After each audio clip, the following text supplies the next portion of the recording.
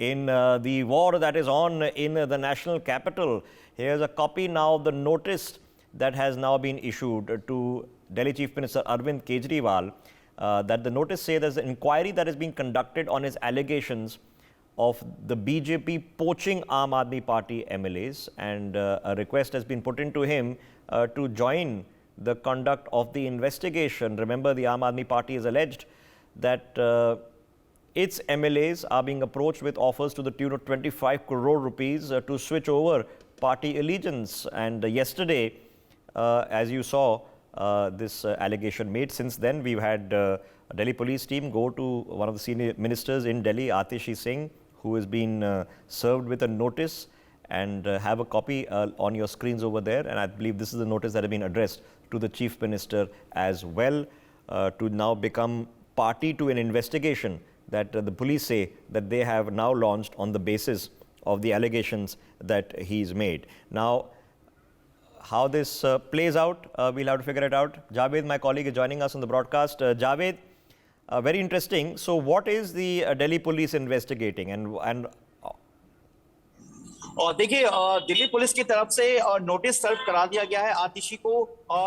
शुक्रवार से एक लंबी रेस के बाद आखिरकार आज आतिशी के जो कैंप ऑफिस है AB 17 मथुरा रोड, वहां पे क्राइम ब्रांच की टीम 3 घंटे के बाद एक बार फिर से अंदर दाखिल हुई। और मैं आपको बता दूं, और ऋषभ, उनके साथ और दिल्ली पुलिस की जो महिला स्टाफ थी क्राइम ब्रांच की, वो भी वहां पे मौजूद थी कि शायद अगर कोई आतिशी अगर आती हैं तो वहां पर महिला स्टाफ इस वक्त मौजूद हो। लेकिन दिल्ली पुलिस ने नोटिस सर्व किया है और उनसे जवाब मांगा है इस पूरे मामले को लेकर कि जिस तरीके से आम आदमी पार्टी की तरफ से ये एलिगेशन लगाया गया है कि बीजेपी आम आदमी पार्टी के विधायकों को तोड़ने की कोशिश कर रही है, और जिस तरीके से 25 करोड़ रुपए की जो पेशकश की गई है उसको लेकर भी जो है इस नोटिस में क्वेश्चनर दिया गया है। जिस तरीके से शनिवार के दिन अरविंद केजरीवाल के सरकारी जो घर है, रेसिडेंस है और सिविल लाइन, वहां पे पहुंचकर क्राइम ब्रांच के ACP, इंस्पेक्टर और सब इंस्पेक्टर के अलावा और भी टीम के मेंबर्स मौजूद थे।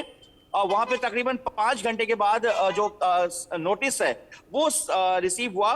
इसमें क्वेश्चनर दिया गया और साथ ही अरविंद केजरीवाल ने जो ट्विटर यानी कि जो एट प्रेजेंट जो X है उस पर जिस तरीके से उन्होंने कंटेंट जो दिया था आम आदमी पार्टी पे, जिस पे एलिगेशन लगाते उन्होंने पूरी एक कंटेंट लिखी थी, उसकी भी कॉपी उसके बारे में भी उन्होंने क्राइम ब्रांच ने उनसे मांगा, जो इस वक्त न्यूज एक्स के पास उस कॉपी की अपने पास प्रिंट भी है, डिटेल भी है। तो इस तरीके से अब आतिशी को भी जल्द सवाल देना है। क्राइम ब्रांच के ACP खुद मौके पे थे। मैं आपको बता दूं कि दिल्ली पुलिस की जो क्राइम ब्रांच है सेंट्रल रेंज CR1 वो इस पूरे मामले की जांच कर रही है। और आम आदमी माफ कीजिएगा, बीजेपी की तरफ से ये कंप्लेंट दी गई थी, दिल्ली पुलिस के कमिश्नर से मुलाकात की गई थी। उसके बाद ये कहा गया था जो बीजेपी के 7 MP मेंबर ऑफ पार्लियामेंट है, उन्होंने उसके साथ दिल्ली के जो स्टेट प्रेसिडेंट थे वो भी उन्होंने मुलाकात किया था। उन्होंने मांग की थी कि इस मामले को दिल्ली पुलिस इन्वेस्टिगेट करे। उसके बाद इस मामले को दिल्ली पुलिस की क्राइम ब्रांच को हैंडओवर किया गया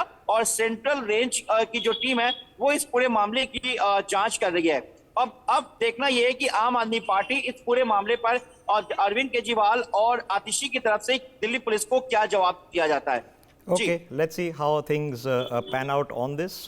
Well, clearly, it's a strong allegation. The police now say, well, we'll investigate the allegation. Let's not take away from the fact that high political season is indeed on, and multiple fronts of to and fro are on between the BJP and the Aam Aadmi Party, the centre and the state government. Well, you can expect this to continue at this point of time, but this is the latest update of the practicalities of what is playing out as we speak. For now, Javed, thank you very much for joining us. In fact, a lot of reactions are coming in on this story. Let's quickly listen in to the people, especially the leaders from the BJP and the Aam Aadmi Party reacting on this. Listen in.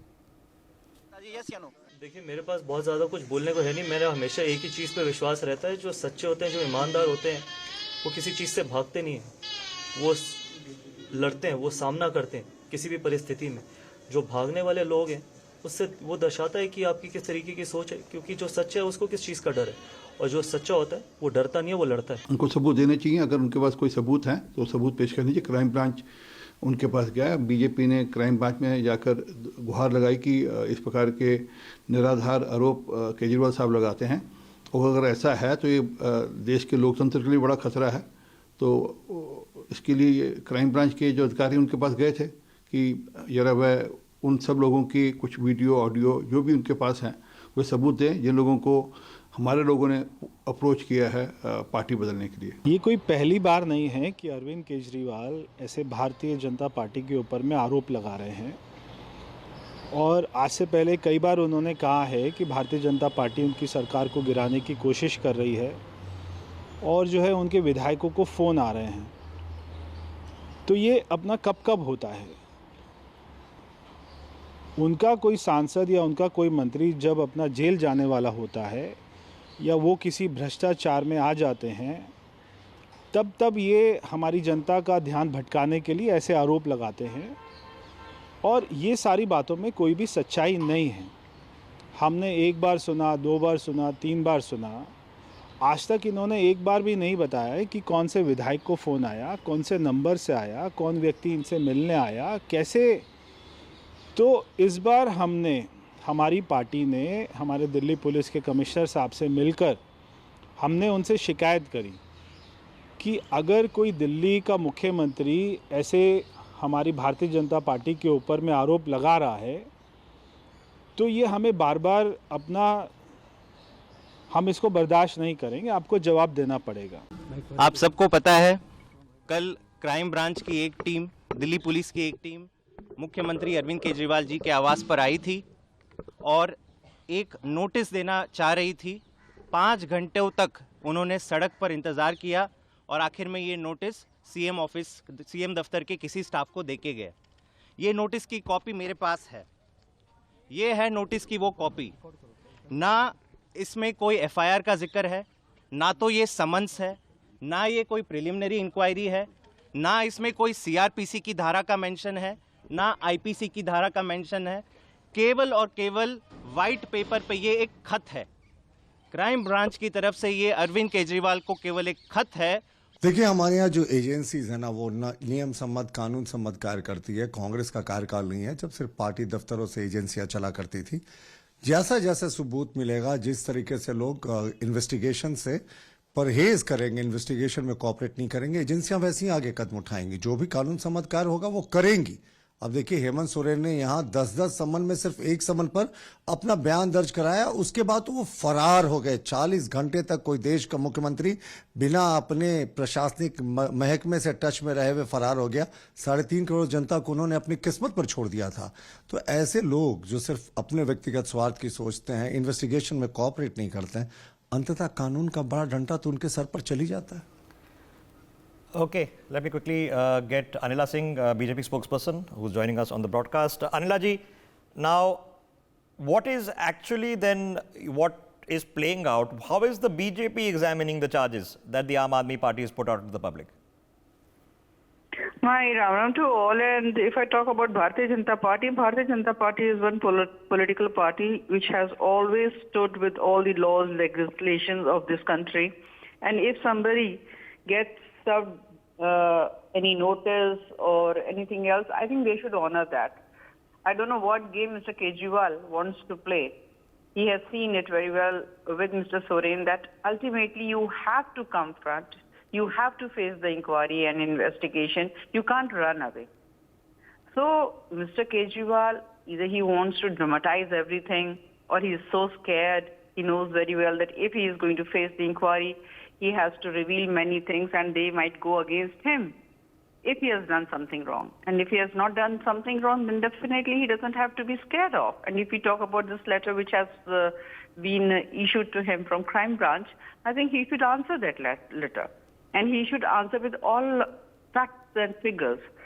So just blaming, accusing one political party that they are trying to poach his MLAs or other leaders of Aam Aadmi Party without any proof. Do you think that Bharatiya Janata Party is going to sit quietly or the agencies are going to sit quietly? You are Chief Minister, you are head of a political party, and whatever statements you give, you should be responsible for them. Okay. when you're saying allegations are being made, you should be responsible for them. Ma'am, allegations are being made against the Aam Aadmi Party as well. A lot of allegations are being made at the political level. Are BJP leaders joining in those investigations as well? If they will be asked to give their input, definitely Bharatiya Janata Party leaders, they are not going to step back. They'll come in front and they will give all whatever knowledge they have, whatever facts and figures they have. Definitely, we are there to honor the investigative agencies. For more such videos, subscribe to the NewsX YouTube channel, hit the bell icon.